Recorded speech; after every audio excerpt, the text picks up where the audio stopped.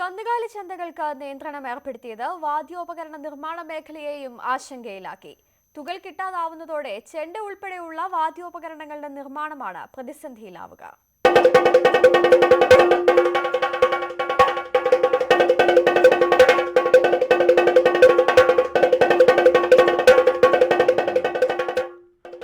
വാദ്യമേളങ്ങൾ ഏറെ ഇഷ്ടപ്പെടുന്നവരാണ് മലയാളികൾ.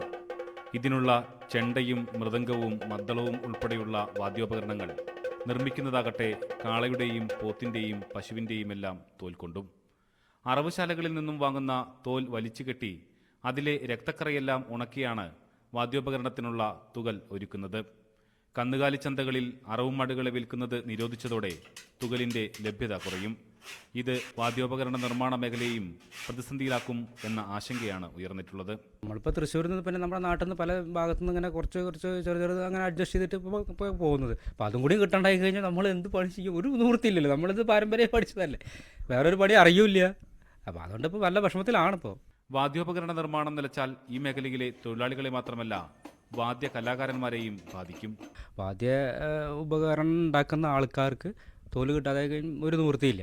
മൃദംഗം, മദ്ദളം, ചെണ്ട ഇതിൻ്റെ പണികളൊക്കെ നിന്ന് കഴിഞ്ഞ് കഴിഞ്ഞാൽ ഇവിടുത്തെ പൂരം ഒരു നിവൃത്തിയില്ല. ഇന്ന് പൂരം നമ്മളുണ്ടെങ്കിലാണ് പൂരം നടക്കാൻ പറ്റുള്ളൂ.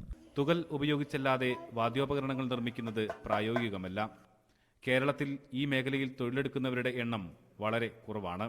തുകൽ കിട്ടാതെ വന്നാൽ പാരമ്പര്യമായി തുടരുന്ന തൊഴിൽ ഉപേക്ഷിക്കേണ്ടി വരുമോ എന്നതാണ് ഇവരുടെ ആശങ്ക.